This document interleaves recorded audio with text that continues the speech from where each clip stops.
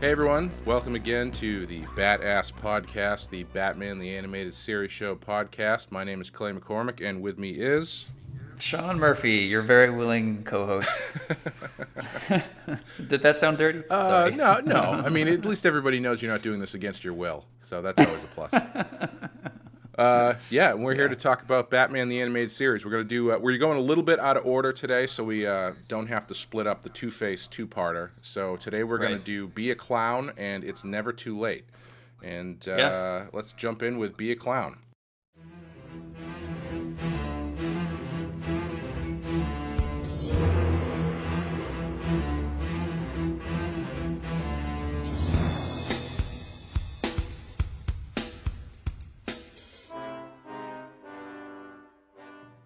In Be a Clown, Mayor Hamilton Hill's miserable son, Jordan, becomes even sadder when his father uses his birthday party as a political gathering rather than a normal celebration and ends up stowing away in the truck of the party clown hired by Hill for the party, whom he doesn't know is actually the Joker in disguise.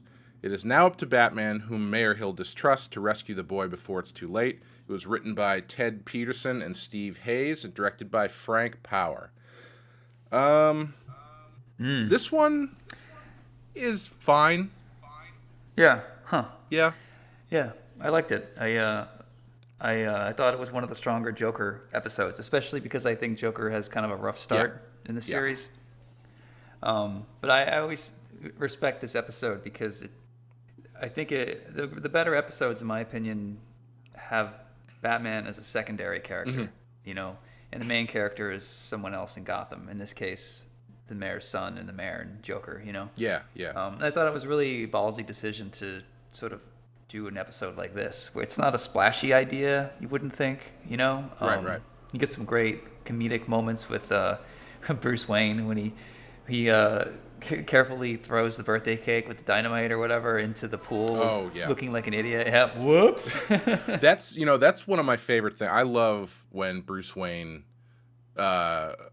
passes off being an idiot to cover up doing cool Batman stuff. I can't remember if we've mentioned this before somewhere, but that scene in Dark Knight where he crashes his car to save that dude from getting killed, and then he's like, "What are you talking about? I don't know what's going on." And then he winks at the dude. That stuff is great. Yeah, or in the scene in Dark Knight where he's acting like an asshole at the party, and then he goes out in the balcony and tosses the champagne because he doesn't drink, and he's just like, "Fuck this, performance is over." I always kind of thought that it was interesting how he could switch like that. Although I sort of liked season 4 of this cartoon where Bruce Wayne's persona was very similar to Batman. He was wearing a black suit with a red power tie, and he didn't change his voice so much. He didn't act like a dope like Clark Kent. Right. Yeah, it's an interesting decision you have to make when you're handling them, is whether or not, how much of a pendulum swing is there between Bruce Wayne and Batman, Right. I always loved the way that they do it here, and the things that you mentioned in Dark Knight, and I can't remember if that's Dark Knight or Batman Begins, but because it shows you how much he's playing at this persona, and I think some of the earlier episodes of this cartoon could have benefited from that a little bit more, because Bruce Wayne is so dopey. To have a little bit of more insight or evidence that he's jokingly dopey would be fun, but I mean, it's totally fine. But I just love it when they add these little details. Yeah. Hey, just a quick side note. So that noise in the background, I'm sure you can hear, is one of my contractors grabbing a power saw and doing something. He came in earlier. He's like, "Can I work on the switch while you're doing that?" I'm like, "No, go away for an hour." And he grabs the loudest tool possible, and now he's somewhere in the house. So I apologize. Hey, bring him in. Maybe he's got some hot takes on Batman. He doesn't, trust me. But yeah, this one, I think this is probably the first Joker one that's really kind of been satisfying. I personally wish that they had done a little bit more with the storyline with the son and the father. Right. Yeah, it is quick. Yeah, it is kind of just like I guess my problem with it is I wish the kid learned some sort of lesson about running away or something. Yeah, because that's a good point. He skips out on his birthday party because his dad, he doesn't think his dad cares that he's not having fun, and he's only inviting his dad's only inviting his friends and not his son's friends. Right. And he ends up going off with the Joker because he wants to learn how to be a clown and blah blah blah blah blah. And the old idea that it's I've noticed that this is like a constant theme in kids stuff. There's always an episode or like there's always an aspect of like the kid running away. And usually it ends up with that kid realizing that maybe his situation isn't that bad and that his dad is trying to do what's best for him. But here it's just like, no, he just ran off for a day and was pretty oblivious to what was going on for the whole thing. Yeah, it's like that episode of The Simpsons where Bart runs away and he crosses into the wrong side of the tracks and he realizes by hanging out with homeless people that maybe his parents aren't so bad. Yes, exactly. Yeah. so something like that. Yeah, there's no at the end of the episode he doesn't really go, "Oh man, yeah, the Joker's kind of I didn't realize he was actually trying to murder me at my birthday party. Maybe he's not the best guy." Well, there is a line where Joker hands him a sword to swallow, and the kid is smart enough to say no. That's true. And then when Joker puts Batman in severe danger, the kid immediately does the right thing, and he yells no. And what does he do? He like, breaks Batman out of the chains or whatever. Right, yep, yeah. Yeah, I do think that the kid morally stepped up when he needed to. And for me, I took that as him falling out of love with this idea of clowns and magic, and realizing that he's his father's son and that there's a right and there's wrong, and he needs to save Batman. Yeah, that's fair. Yeah, I guess I was just thinking like for that end scene, it would have been nice if there had been some sort of like coda with him and his father being like, you know what, maybe we were both being assholes. Yeah, and I like the hug, but it's such an awkward looking hug at the end. The animation of his father on his knees in front of his son. I don't know what it is about that shot that it just feels a little creepy. Yeah, the animation overall in this one is not the best. It's pretty stiff overall. Yeah, and they animate a kid in a suit very much like an adult shrunken down with a kid's head. Yes. Square shoulders, double-breasted, There was a shot, I think it was that 2 shot where it was like a full body shot of the father and the son, and the son came up to like mid height on the father, but the father did feel kind of squished down, so I was like, is this just bad animation, or is the mayor supposed to be like 5'3" or something? Yeah, no. And then when they animated it in Japan, they probably got confused and were like, is he hugging Bruce Wayne? I don't know. Let's just hedge our bets and make him medium-sized. Yeah. Maybe this is just an old child. I don't know. Yeah. There was when I was in school, I took one class in animation, and they sent off their stuff to Japan. And there goes the power saw again. It's like a robot throwing up in the background. So, concentrate, Willow. So they sent off the script to the Japanese animators, and you have like this sheet that talks about timing, and you describe the character's actions. And because they don't have pizza in Japan, at least according to my professor, they animated it with the character eating the pizza backwards, crust first. And they got it back, and it was really beautifully animated, but unfortunately it had to be redone. Which I find hard to believe. I mean, I thought pizza was everywhere, including Japan. Yeah, that's a good question. I actually never thought about that before, but I'm sure that those instances like that pop up across various animated shows. Yeah. Exactly. Yeah. Joker. I really like the Joker in this one, mainly because it's the first time where he actually felt dangerous, and it wasn't just like the Christmas with the Joker was pretty goofy, and then I think there's another one that we did that was pretty goofy. And this is the first one where he's like actively going to murder a birthday party for kids with a bomb, and then he's like, "Yeah, why don't you take this sword and just shove it down your throat?" Yeah. And even when the kid reveals himself and he's like, "Yeah, I escaped," and he's like, "What?"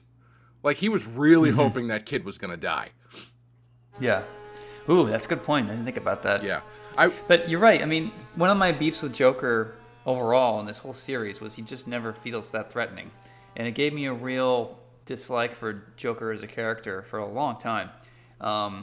But because he's so wayfish and giggly and goofy, and he always pulls the gun with the flag coming out of it rather than a real gun. I don't know. And compared to Batman, he's just not that threatening. But compared to a kid at a birthday party, yeah, he's definitely a lot more threatening, which is why I think maybe this works better. Yeah, and the thing that I've always thought makes Joker, the sillier stuff about the Joker work, is because usually the punchline to the silly stuff is something awful. So like usually he'll pull the gun and the flag will come out and he'll laugh, and that like breaks the tension, and then he'll shoot the flag through your face or something like that, where it's he's subverting your expectations by doing a joke, and then subverting those expectations by doing something awful after the joke. Right. And you can't obviously get that graphic in this show, but I feel like this is pretty close, where he's like presenting himself in a very relatable, kid-friendly way, but what he's actually doing is trying to murder a bunch of people. Yeah.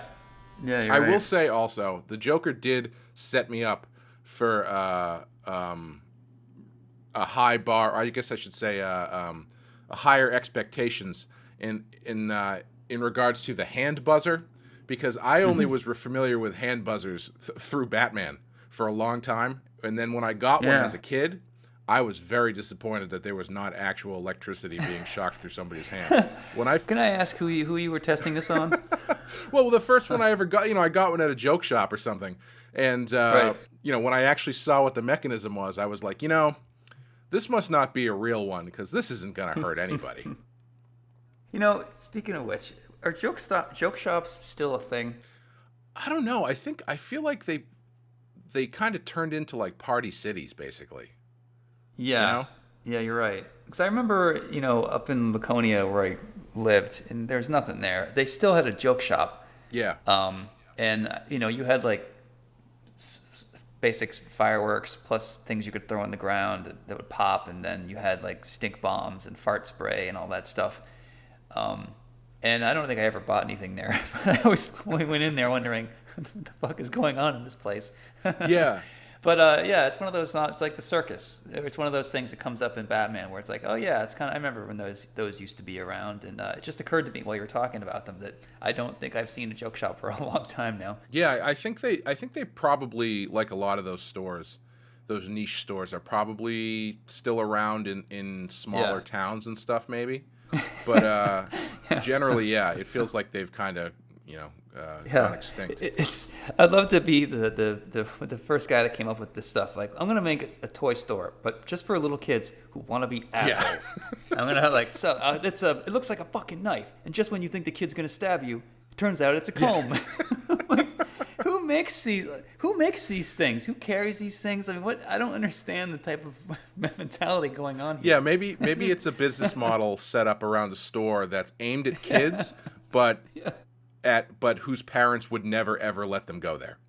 Yeah, honestly, I mean, if you want to sell a lot of trinkets at a joke shop, just call it what it is. Like, hey kids, don't tell your parents you're here. Exactly. Yeah. I imagine the guy that owns the joke store is probably hated amongst a lot of the parents in the local community of these smaller villages. Oh, I'm sure he's like that guy from Who Framed Roger Rabbit, who's just constantly pulling out buzzers and pens that spill ink on you and stuff, and the rest of the world is just Bob Hoskins being really pissed off at him.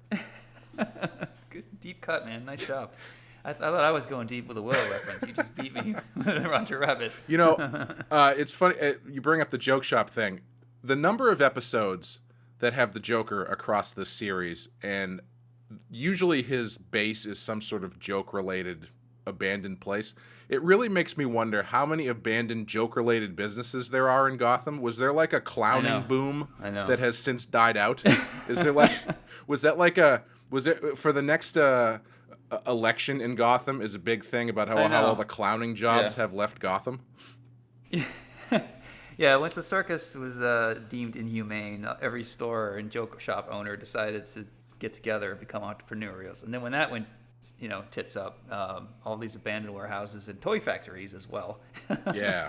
I mean, honestly, I want to see the episode where Jim Gordon's like, Batman, we got a problem, Joker's escaped. And Batman's like, All right. What joke stores are there? What toy stores? Any abandoned factories? Is anything goofy in there? Any kind of like pun-worthy hideouts? I mean, let's just be honest. That's always where we find Joker, right, everybody? Yep. The cops are just scratching their heads like, I guess.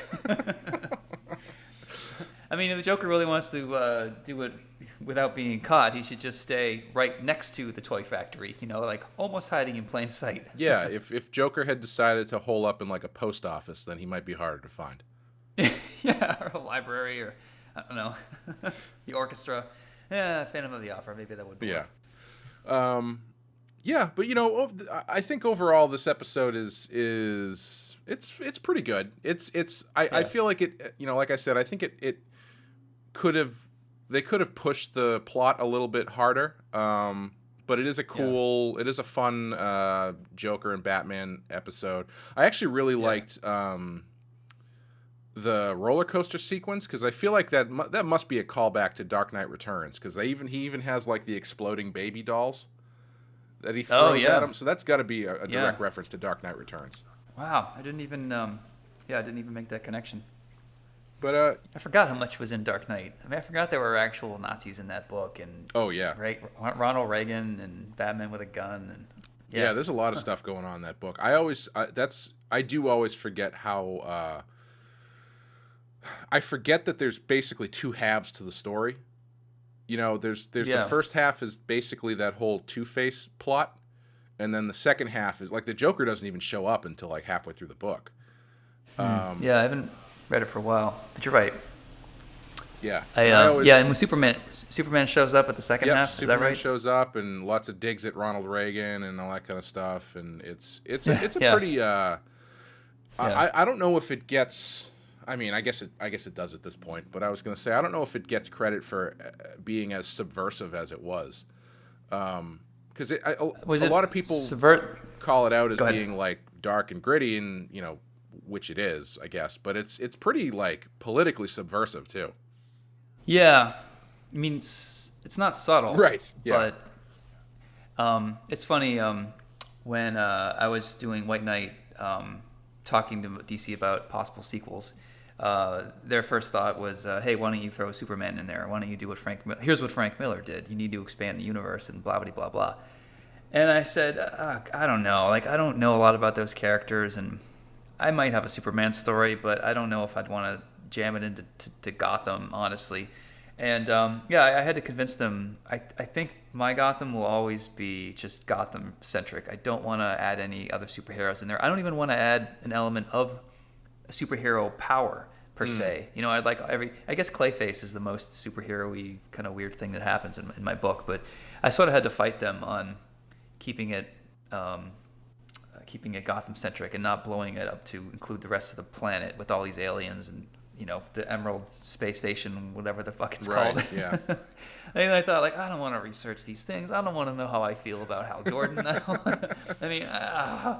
just sort of like Batman as a low level hero, not necessarily a larger than life superheroic figure. Yeah, I've always I like, as I think we talked about in the like intro episode, I like that Batman is, you can apply him to basically any story and he works more or less. But what I always liked about applying him to like the Justice League and these larger sort of larger powered kind of cosmic type stuff is that Batman should always feel out of place in the Justice League. You know what I mean? Like they want him there because he's good at stuff, but he kind of thinks that, maybe he doesn't belong here. Maybe this is kind of a waste of everybody's time. There has to be some tongue in cheek. Like, seriously, guys, what do you need me for? I mean, I know I'm smarter than you, but that's pretty much all I can do. And if I, you could have just called me. If I remember correctly, that's kind of how they play it in the cartoon, I think, is that Batman with the Justice League is he's there, he's part of the team, but he's also kind of like, I got other stuff to do. Right. Like, I mean, I'm sure Batman being there is always going to be a plus, but like if you've got Superman, Wonder Woman, and the Flash and Green Lantern, Batman can probably take the day off most of the time. Yeah, pretty much. There was that cartoon that we were talking about last time, Batman and Harley Quinn. There's a brief part where Buster Gold. Booster Gold. Is that his name? Booster Gold. Sorry.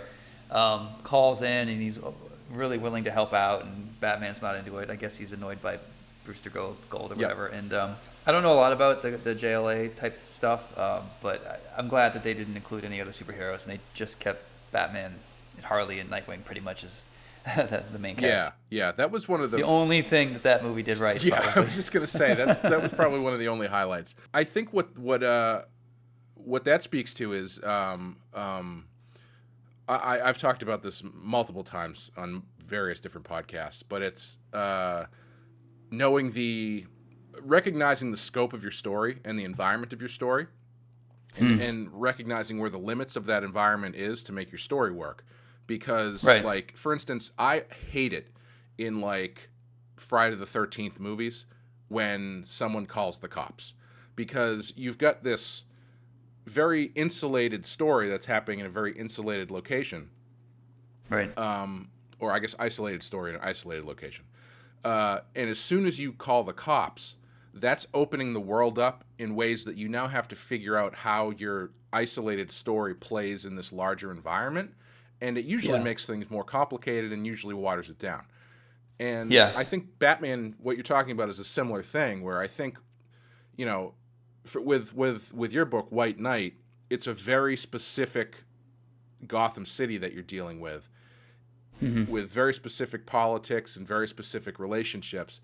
If you were to come back and just be like, okay, now this time Darkseid shows up, that's a completely different book, you know, and that's going to you got to answer all these questions about, well, how does this fit in? Is Superman alive? You introduced the premise. Now people are going to want to know what the hell is outside of Gotham now. Even Superman, who is you know, Batman and Superman go together all the time, but you know, in putting Superman into your world, your White Knight world, is going to bring up so many questions that are not questions you probably want to have to answer for the story you're trying to tell. You can't, because I mean, at the end of Volume 1, the U.S. government is declaring Gotham a state of emergency or whatever, and they're sending the black helicopters. And why didn't they just send Superman? Yeah, you know, or why wasn't he already there? Yeah, why doesn't Batman just pick up his red phone and call Superman? Yeah, immediately when you elevate your story to that level, it just gets a lot more complicated. And I think there's something really nice and sweet and innocent about keeping Gotham as an island, basically. Oh, definitely, yeah. Even when I threw in the World War II stuff into my story, I was worried about that doing kind of the same thing. Is Gotham's in the real world, now people are going to start asking real world questions, but because it's in the past and Mr. Freeze, it's all behind him, I didn't think it was as big of a deal, but I'm extremely careful about adding those elements in because I want to keep Gotham as an island, you know? Yeah, and you know, traditionally Gotham and Metropolis are far enough away that you can figure out like, oh, okay, I mean, that's why Superman's not always here. One of the things that killed me in Batman versus Superman was that you could see Metropolis, like it was like New Jersey and New York across the water, and everything just becomes too close, and I don't know, it really kind of waters down everything for me when they do the stuff like that. Yeah, I've tried to watch it. I can't get 5 minutes into that movie. Yeah. Just, you know, as a DC employee, I probably shouldn't be saying that, but I don't care. Bad is bad. Hey, man, your book's already done. They can't fire you from exactly, yeah. I know. Frank Miller says all kinds of horrible shit all the time. I'm sure. Yeah, I mean, you know, maybe let's not go that far with it, but you know, you're right. While we're on it, let's go back to hentai. No, I'm kidding. Yeah, I mean, and I think that does it for me on this one, I think. What would you draw if you were going to draw a section of it? Oh, man, you know, that roller coaster park thing is really cool, but it seems like a pain in the ass to draw a roller coaster with all the cross beams and wooden planks. How about you? I was just going to say, jumping off of that, and when I was in college, I did a painting that took place at a amusement park, and I put a Ferris wheel and a roller coaster in the background. And I was doing this technique that like Bernie Fuchs and those guys did, where they would do like a oil wash and then go in with turpentine and just like basically paint the light essentially, and pick out the light. And so I spent like 5 hours just picking out in between all the negative space in between every piece of the Ferris wheel. Oh my God. And when I was done, I was like, well, that looks like shit. That wasn't worth the time. So I have never done that to this day. But I would probably pick, I love the image of Batman in the water torture cage. That was my second. Yeah, I'm a big Harry Houdini fan, and I was gonna say I would love to do like a splash page in the style of like a Houdini poster, like one of those old posters with Batman upside down in the water tank and like the Joker as the carnival barker kind of thing. I think that would be a lot of fun. Yeah. With like there was a Batman Houdini. Oh yes, from, I love that. Mark book. Chirulo. Yeah. You could put like the really elaborate type on it and everything, and the ornate kind of sidebars that like those posters used to have. I think that would be really cool. Right. Yeah.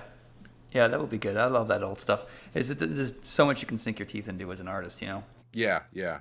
Oh, the one thing I was going to mention, you remember in that roller coaster sequence, there's a part where the Joker like says some one-liner about smelling a flower, and then he does the flower thing. He sprays the flower at him. What is he spraying? It's like this pink mist that doesn't do anything. It's not like, it's usually acid or something. It's just like he had the flower fart on him. Yeah, I don't know. I didn't pick up on that, but you're right. Yeah, it's a they missed an opportunity to have a good Joker flower gag. Yeah. And also, one other thing we didn't mention is this is the episode that the thumbs up Batman GIF comes from. Excuse me, GIF. I get that thing all fucking day. Yeah. Man. That and Fry from Futurama going, take my money or something. Yep. So we can thank it for that one. But yeah. Yeah, overall, would you give this one a rating? I'd probably give it a 3. I mean, it's fine. Not a ton going on. Joker's fun. It's a fun setting. The plot is like any kind of kid's movie plot, but I wish the kid had learned something. The running away isn't the answer kind of thing. When you put it through the lens of what would you improve, then I could definitely start to see more flaws in this episode. But I think it's above average for me if 3 is average. So I'm going to go a high 3 or a low 4. Cool. Yeah. All right. Well, that does it for Be a Clown. We'll take a quick break, and then we'll be back with It's Never Too Late.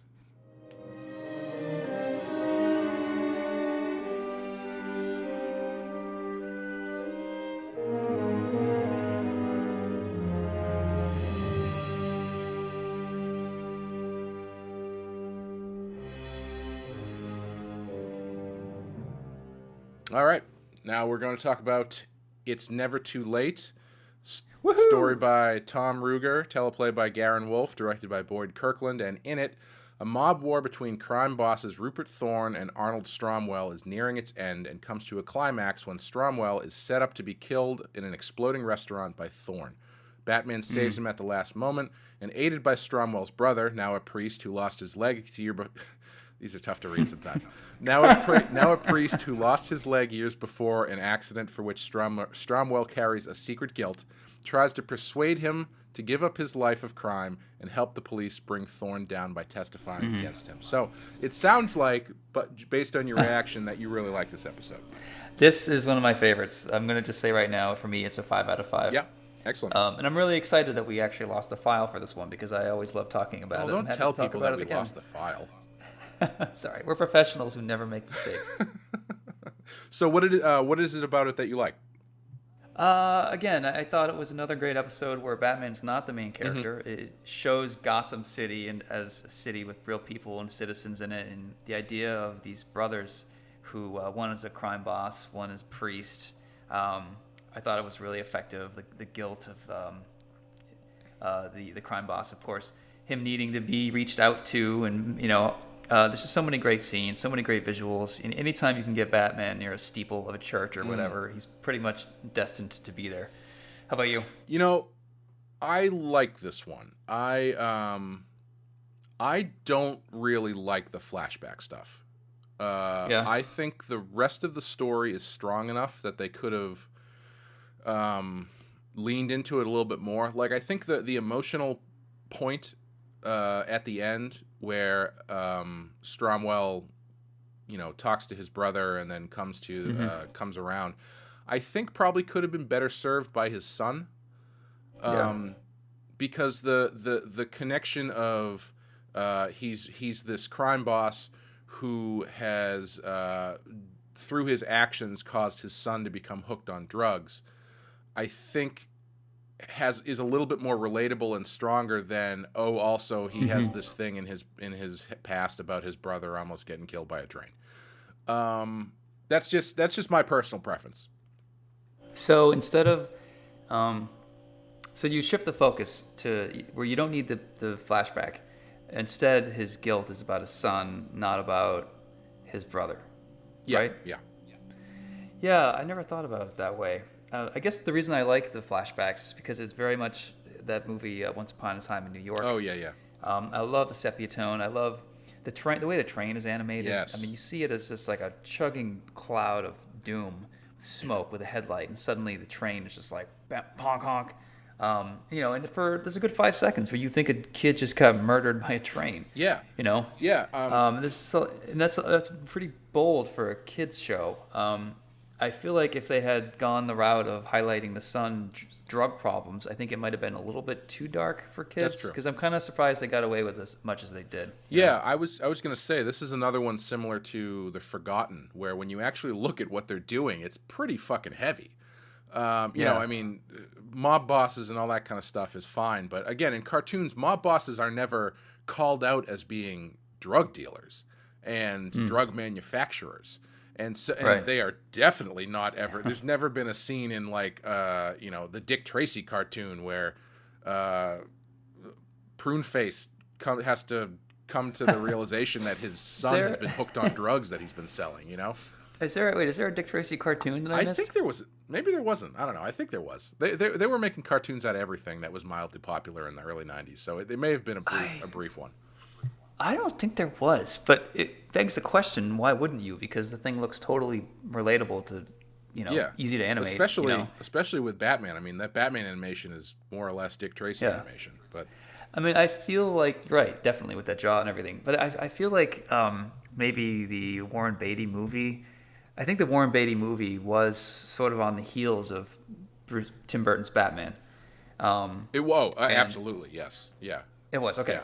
And then you could see why they would start talking about, hey, maybe we should do, an animation of this. But I don't remember there actually being one, which is a shame. So, I don't know who's asking for Dick Tracy now, to be honest, except for you and me. But I just looked it up. There was a Dick Tracy cartoon in the 1961, and it only lasted a year. Okay. But yeah, it's actually, now that I'm looking at it, it's actually kind of cool. It's got a pretty interesting animation style. Very, very, I mean, it looks like Dick Tracy, but it looks like Dick Tracy run through the 60s filter and has, judging by this picture, a very racist character in it. Which is not that surprising. I'm sorry. Multiple very racist characters.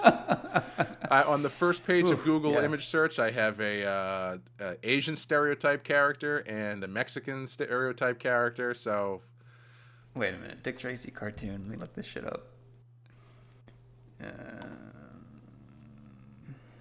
Oh yeah. Yeah. Oh my God. Yeah. Yep. Anyway. Yeah. Oof.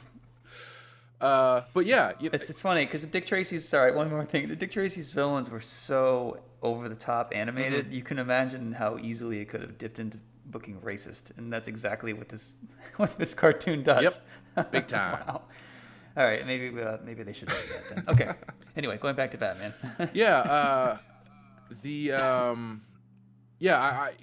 I was surprised that they dipped into that stuff because I mean, like in The Forgotten, where it's an episode about homeless people who are being that they even exist, and B, that they're being abducted and mistreated. That's heavy shit to put in a kids show.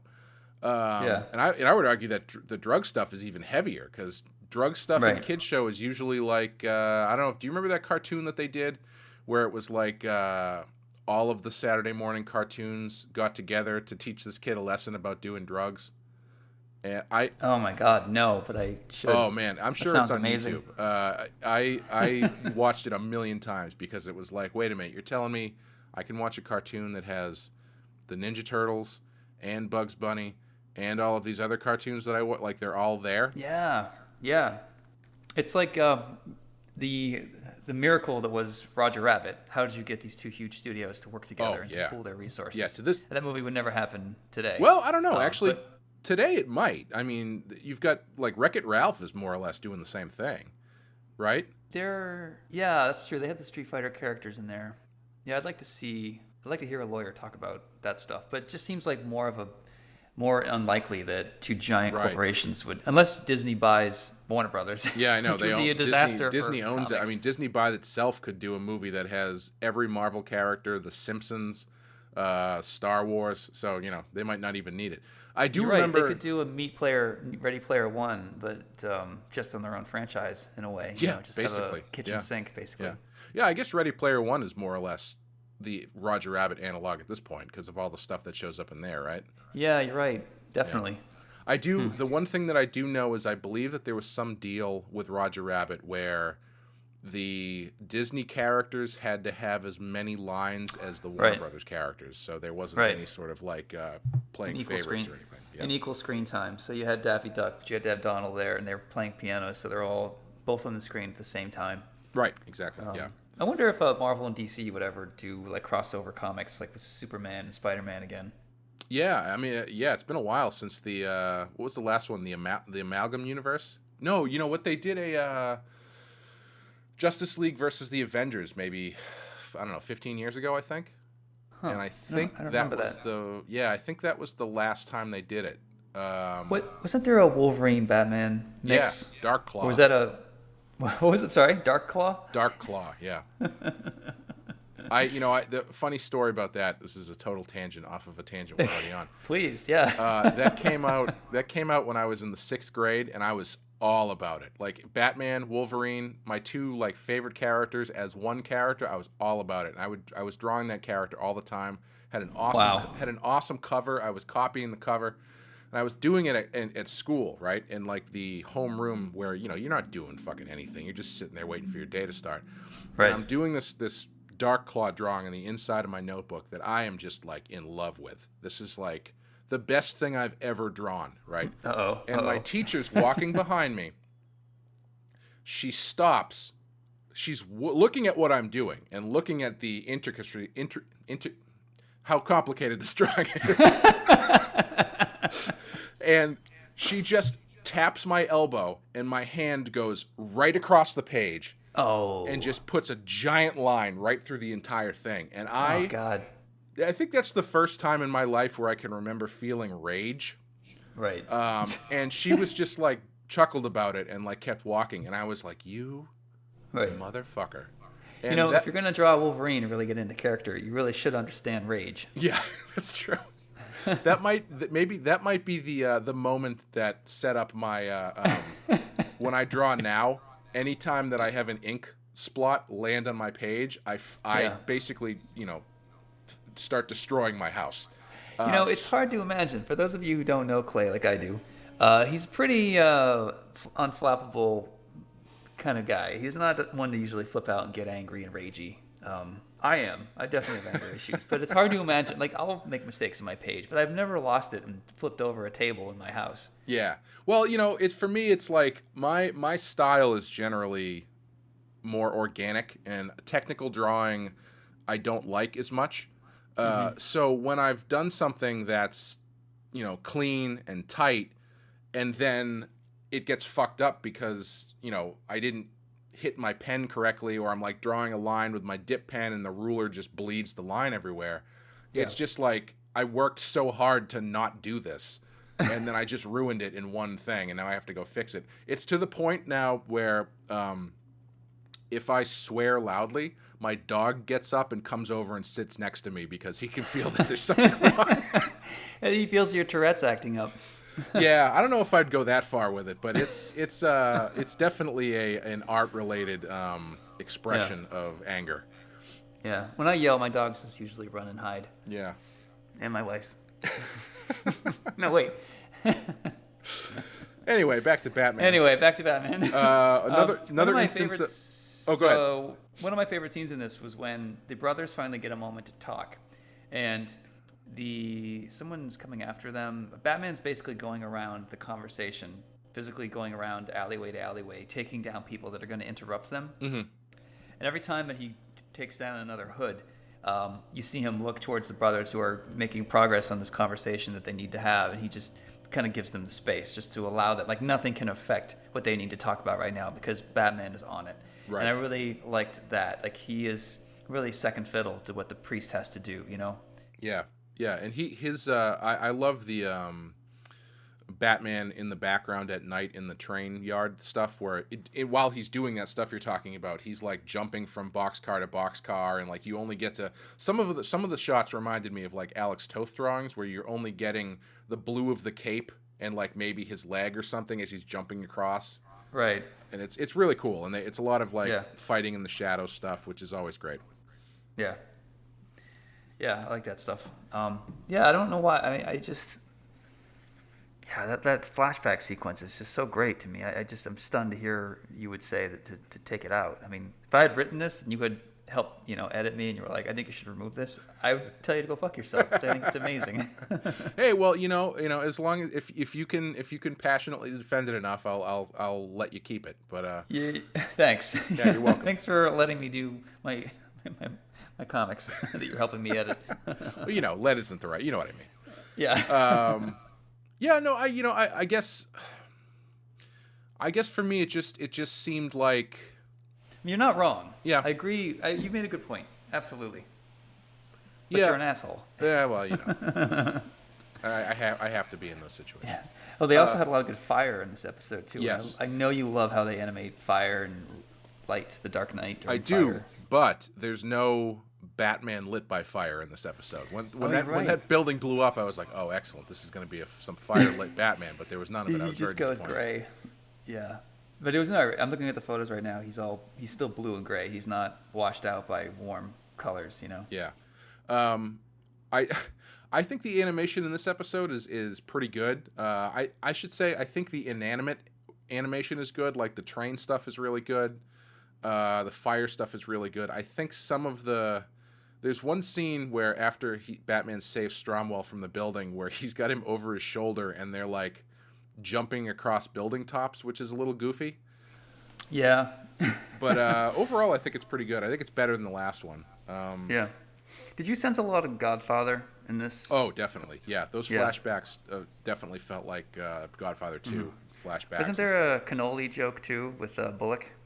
Yes, yeah. The place that blew up has the best cannolis. Yeah. Yeah. And even it was like the scene where Michael Corleone makes his first hit. I feel like the restaurant looks a lot like that. Oh, absolutely. Yeah, I'm sure that's not an accident. Yeah. I always love when you can go back and watch these cartoons that you watched as a kid and missed all of these jokes or references and stuff. Yeah.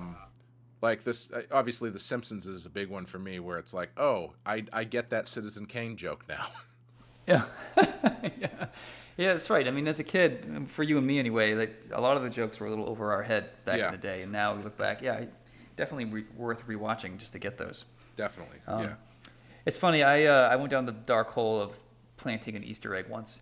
I was doing Punk Rock Jesus, and I had this mansion, this house that was sort of derelict, and I really wanted to make it Jean-Luc Picard's house from Next Generation. Mm-hmm.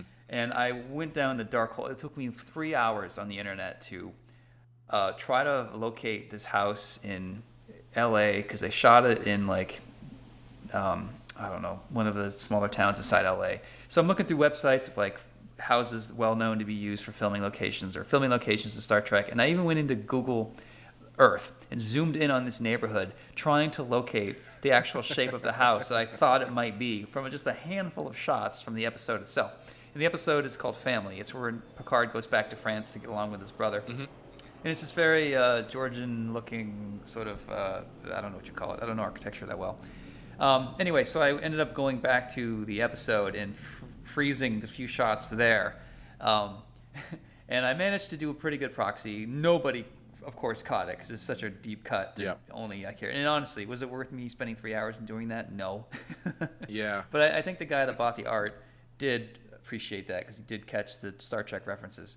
And even now when I watch, because they reuse a lot of these locations in LA for shooting all the time. Mm-hmm. And I think there's an episode of Parks and Rec where they use the same house. Oh, no kidding. Yeah. Sorry, I'm going off a tangent again. Oh no, because I was going to say I call that productive procrastination. Have you ever done that? Gone down the dark hole of how Easter eggy can I make this? Oh, hundreds, yeah, plenty of times. And usually it's one of those things where I hadn't really thought about it beforehand, but I'm like, you know what? Maybe I'll use this weapon, and then from this movie or something. Maybe I'll use the flamethrower from Alien, and then you end up spending 2 hours finding every angle of the flamethrower from Alien because you want to get it right. And I've done that. Yeah. And then afterwards you realize that you just drew it on like a background character that never shows up again. Dude, I did that again with punk rock. I had a gun locker, so I drew all these different guns that I thought were cool. One of them was from Appleseed. One of them was the Nintendo Zapper, included with the cord. Yeah, yep. I mean, it's real quick. But I think I used the Alien Hicks's assault rifle too. Yep. And some of them are so hard to draw, even from like a side-on angle, which is, as an artist, it's like the easiest, best, clearest way to draw a gun. I just didn't want to do it over and over. So I just like, you know what? They're there in the background in that one panel. I'm going to have him grab an easy to draw gun. When you were doing Joe the Barbarian and you were putting all that stuff into the background, was there anything that you chose where a couple pages later you're like, oh shit, I'm going to have to draw this like 40 times? Yeah, pretty much everything I threw in there. I mean, the script was this kid is low on his insulin levels are low, so he's hallucinating and he thinks he's in his land with all of his toys. And the script just said, blocks, toy soldiers, basic toys. But I had to go and make it Transformers, G.I. Joes, deep cut Warner Brothers owned action figures. I think I had Grey Ghost and Batman in there. And I got myself into so much trouble just having to put that effort in every goddamn time the army showed up, which was a lot. It worked out though, because that was sort of the appeal of the book. I think a lot of people just liked the world, not so much. I'm not really sure what they liked, but they seemed to like the world. But there was a time when I drew in one panel Han Solo's blaster, which is very recognizable, obviously, and DC's legal team, who had to comb through every page to make sure I was not drawing something that they didn't own the rights to. They did have me tweak the blaster, and they basically made me turn the scope around backwards to make it look goofy, so it didn't look like a LucasArts prop. Yeah, you know what I mean? Yeah. I'm surprised that there was that much combing through done, actually. Oh God, it's the tiniest things. Like there was a character I did in the background that was the size, half the size of your fingernail, and it was just a generic cowboy. And they made me change it because they said it looked too much like the man with no name. Really? Which is owned by Dynamite, and I guess I don't know what their history with Dynamite is, but they really wanted to stay away from Dynamite characters. And I mean, I drew people that look almost exactly like He-Man, and they were fine with it. But this generic cowboy in the background was there. I can imagine the meeting of them zooming in. You have this giant PowerPoint presentation with a big screen, and they're zooming in the background, checking every single little scribble I drew to make sure they're not going to get sued. Yeah, that's wild. Yeah. Yeah. The my favorite one of those things has always been mainly because it ends up being so central, well, not central, but it comes up a few times, is in Sin City. Frank Miller just has someone using the gun from RoboCop, and it's just like one of the guns that shows up, and it shows up multiple times. So I don't know if he had RoboCop's his actual pistol, his actual gun. Shot. Oh man, I know you love that thing. Yeah, and what my favorite part, I actually own one. I bought one for quote unquote reference. The coolest thing about it is when they made the Sin City movie, they used that prop. So if you go back and you watch the movie, where that gun shows up in the comic, they actually used the RoboCop gun in the movie. Wow, that's cool. Yeah, I mean it's tough to miss. It's tough to miss. It's a very recognizable gun. Yeah. Yeah. Huh. Interesting. I drew that recently. I did a RoboCop pinup, and I got to draw that gun again, and I forgot how much I loved looking at it. Yeah. I think it's actually too big to fit in his thigh, honestly. Oh, I'm sure it is. Yeah. It doesn't matter. Yeah. No. It's just like Wolverine's claws. If you actually look at how long they are, they wouldn't fit inside his arm most of the time. That's why I always like. By the way, going back to Dark Claw. Yeah. Didn't he have like jagged Wolverine claws? He did. His claws looked like batarangs, so they were like serrated. They don't make any sense. I thought they were like lightning bolts. Shaped. They're serrated. Wow, that's cool. Yeah, I think it's like curved on one. So basically, how the Wolverine claws are usually like kind of curved on the top and flat on the bottom. sort of. Yeah. I think it was like curved on the top, and then it was kind of serrated in the bottom, sort of like a batarang, I think. Man, dude, if I drew Wolverine, I would give him serrated claws on the edge, on the part closest to his hand. Yeah. Just imagine that scene where he's not able to cut through something, so he has to start sawing his way through somebody's arm. Oh my God, that would be awesome.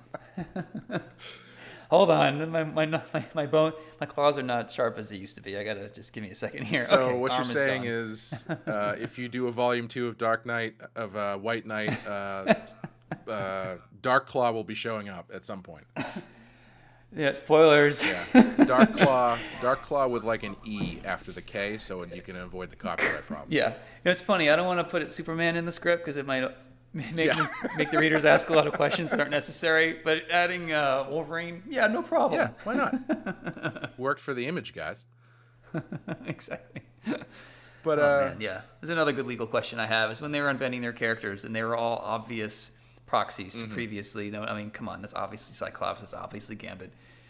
Yeah, I wonder when they decided to consult a lawyer, and when the lawyer told them, yeah, Floodclaw. No, what's his name? Silverhawk? No, shit. Shadowhawk. Shadowhawk. Thank you. Yeah, the one who just looks like a silver Wolverine. Yeah. Yeah. Sorry. I don't know if I'm sure we could probably ask somebody who has a better knowledge of how the legal stuff worked back then, but like I don't think there was as much scrutiny because comics were not as big a business as they are now. Well, yeah, comics were a bigger business, but they weren't as big business, if that makes sense. So like now DC and Marvel are all owned by these much larger conglomerates, and at the time I know DC was owned by Warner Brothers, but I don't. Maybe that's why all the ripoffs are usually Marvel ripoffs and not DC ripoffs. Right. Yeah. Yeah. And my impression, because my lawyer used to work for DC Comics, and she wrote her contracts, and she spent 20 years there. In fact, we could get her if we ever wanted to talk about that stuff and bore everyone to death. I'm sure. I mean, we have to pay her by the hour, so I don't know if you want to afford that. Well, we could do a Patreon, and whatever her rate is, that'll be the cost of the Patreon. Yeah, $300 an hour for her to tell us. Yeah, you can't use the man with no name. Money well spent. Exactly. Yeah, but it's always interesting. She actually teaches a class to her students about me, but she doesn't use my name. She was telling me this last week when we were getting drunk. I have a good relationship with my lawyer. Uh-huh. And she was saying, because I had a legal run-in with Marvel years ago, and that's when I first hired this lawyer, was because I just needed Marvel to leave me alone, because they were trying to make an example out of me, and it's nothing I need to get into. It's all settled. Mm-hmm. But she tells her students this story, and the students generally weigh in on the side of Marvel, saying, Marvel is in their legal right, blah, blah, blah, blah, blah, blah, blah, which I admitted 100% as well. It's just that everyone in comics does all these pinups of any character they want, and no one ever gets caught, except for me. Right. So anyway, so she always tells her students the story, and the students' takeaway is, oh, well, your client, Sean, they don't know my name. He's the one in the wrong. Marvel's in the right. They have the legal right to protect her, And if you're going through law school and you're just answering by the book, absolutely. But then she goes, well, here's the emotional cost of what happened. Sean has never worked for Marvel Comics since, nor will he ever. I mean, plus a lot of Sean's friends that used to work for Marvel don't work for Marvel anymore. Sean's helped his friends negotiate Marvel contracts, costing Marvel. Like, Sean's a vindictive son of a bitch. He's probably cost Marvel a lot more than Marvel's aware.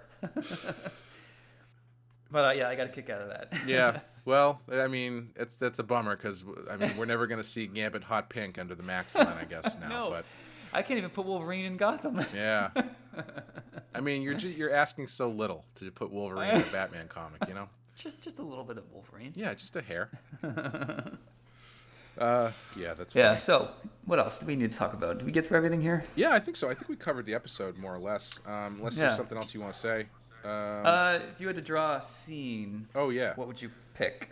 I'm gonna guess for you, train yard. I was on the fence between the train yard and the church sequence, even though the church sequence is pretty short.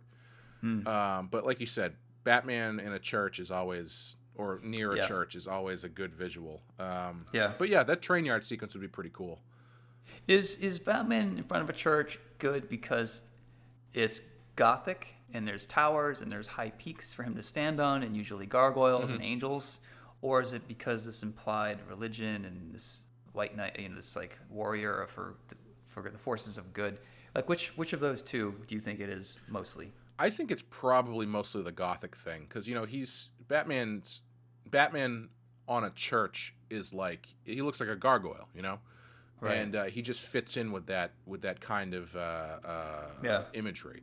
But Yeah. I can definitely see the other thing you're saying too, because he is a force for good wrapped in the blanket of a demon, basically, Right. Right. So it is kind of an interesting juxtaposition. That's a good analogy. I like that. What about where do you land on the whole discussion about Batman on a gargoyle and how we're seeing it way too much for years and years? I think it was an artist friend of mine who used to go on Twitter and just rant and always just condemn people who were too unoriginal to draw anything other than Batman on a goddamn gargoyle. Mm-hmm. Do you know who I'm talking about? I have a theory I know who it is, but I won't say. Okay. Do you? Because even that didn't change anything. People are still drawing him that way. Jim Lee still draws it. It still looks fine. Where do you boil down on that? I think that's a weird thing to be pissed off about. That's not what I'm questioning at all. No, this guy is single, by the way. Yeah. Yeah, I don't know. It is a very it's a very easy decision to make, because those imageries do go together. They immediately evoke a certain kind of feel. I personally tend to really like it when John Paul Leon is really good at putting Batman in a different space usually, where he'll do a lot of like rooftops, or he'll even do like a cityscape sort of kind of thing where it's like a Chinatown kind of looking place where it's really complex and right. Yeah, I don't know. I think if it were me, if someone were commissioned me to do Batman if the commission was Batman standing on something, mm-hmm. I think my first thought would be gargoyle, but then I would go, you know what? Let's try something different. Yeah. I don't think I've done gargoyle in mine because I don't have a problem with it, but gargoyles are hard to draw. Yes.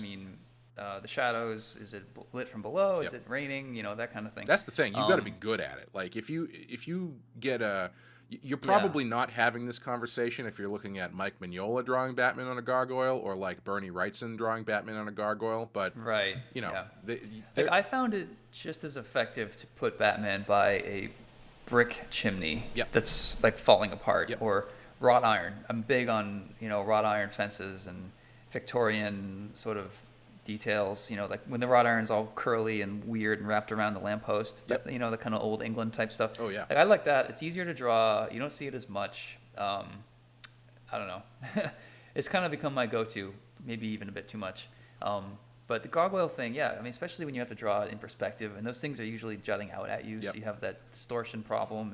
It's not easy. Like I give props to people that can do it well, but it's not original either. Yeah. But if that's what your client wants, people read Batman, they want some of the hits. They want Batman by lightning. They want Batman on a gargoyle. Like they want some new stuff too, but they're also expecting some of the hits. Yeah, I think it's if you're doing it in a story, I think you can only get away with it like once, because otherwise it's like, well, this Gotham City seems to have a lot of gargoyles. I know. Into the reverse of the conversation we had earlier, when Joker's looking for Batman, where does he look? Well, what building is broken down and has a lot of gargoyles? Just why don't we start there? Yeah. Just put a camera in all those buildings with motion sensors. I'm sure you're going to find Batman. Yep. And Gotham, I think doing that too often makes Gotham feel really small. Where you've got all of this space in this city to explore, places that you can put Batman in, and just to come back to keep doing it on a gargoyle doesn't, it's kind of stock. Exactly. It's funny, you're talking about JP. I love his stuff. He's one of my top 10 artists for sure. But I always feel like his Gotham looks like New York, Chicago. It looks too real for me. Yeah. It's amazing because he's got if he draws Batman in Chinatown, he's got to draw a bunch of Chinese signs and stuff up and down. Right? That's a pain in the fucking ass. Like, good for him. But I will say I sort of prefer to select Batman's backgrounds based more on what complements him, not necessarily what would actually be real. So I try to tone down signage I try to stay away from real world recognizable places. It's kind of a fine line, I guess. I don't know how you feel about that stuff. Yeah, no, I would agree. I think it's, I think it's all in your depiction of the character too, because like John Paul's Batman is generally very realistic looking, and so putting him in a realistic setting makes a lot of sense. Whereas I think putting your Batman, who's a little bit more exaggerated, in a straight up New York style city might not be as natural. Right. And like, just speaking about the Victorian thing, there's a great Bill Sienkiewicz piece that's just like, it's just Batman kind of crouched on top of a really ridiculously long piece of like chimney that's kind of like twisted and stuff, and he's just perched on top of it, and that's kind of it. And it works. Yeah. It works perfectly because it's got that sort of like brick, Victorian kind of look. And he's got this other thing that he did that I don't think it ever came out, where there's this beautiful page of Batman like jumping in front of this like, it looks almost like an Italian cathedral, not like a regular kind of Gothic cathedral, but like one from like the Vatican or something, like a big, giant, beautiful cathedral. Right. And that stuff works really well too.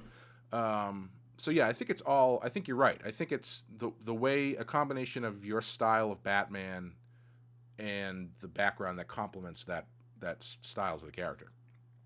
Yeah. I tend to like a Gotham that's more the impression of a city rather than a specific city location. Like, oh, I've been at that shop. I know where that is. Like, I know a lot of people like that stuff, but I find that kind of distracting. If you could sort of, make it a little foggier and vague about the city itself and leave it more impressionistic and let the reader imprint what they want to see on it. It's not only, for me, it's not only a time saver, but I think it looks cooler. And yeah, I don't know. I guess it's interesting. Like when you talk about how different people draw Batman in comics, I just think about how they draw Gotham. I mean, for me, how you draw Batman, come on. I mean, it's I guess it can be interesting, but for me, it's how do you draw him when there's shadows around? What does the alleyway look like? What does the police car look like? Like that defines Batman, not the type of boots you give him or the type of gloves. Like that stuff's pretty shallow. I think that the real deep stuff has to do with the backgrounds in Gotham City itself. Right. And I mean, this episode is a really good example of that because, like you were saying, Batman's in the background and there is a lot of Batman against very specific kind of Gotham landscapes and imagery. And the way that they've definitely thought about that. I mean, I think we've talked about this before, but they definitely put as much thought into Gotham City as how they were going to depict Gotham City as they did how they're going to depict Batman, and made sure that they work together. Right. Yeah, that's true. Yeah. Thanks for bringing us back to the episode too. Yeah. Well, you never know where we're going to go with one of these. Like I thought we pretty much talked ourselves out of any new subjects. But we always seem to find something new. Yeah, I mean, hopefully people enjoy listening to. Yeah. Anyway, what would you said you're gonna rate this one a 5?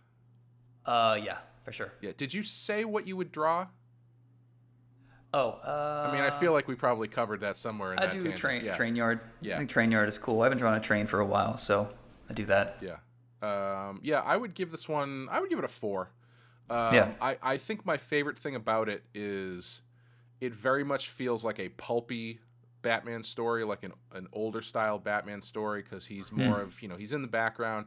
There's not any flashy gadgets going on. He only uses his grappling hook thing like once, I think. And even there's a certain point where he actually hand ties his rope to the side of the building before jumping down. So yeah, you're right. It's a very low tech Batman, and it's just a organized crime story. It feels really pulpy, really throwback, and I like it. It's good. Yeah, great. But yeah, I think that'll do it this time. And next time we're going to be covering Two-Face Part 1 and 2. So definitely check that out. And if you would like to leave us a comment or a rating on iTunes, you can do that. Or if you want to send something at us on Twitter, we're at BATTASS Podcast. That's BATTASS Podcast. Or email us at battasspodcast@gmail.com. That's BATTASS podcast@gmail.com. Thanks, Sean, and thank you guys. Man. We'll catch you next time.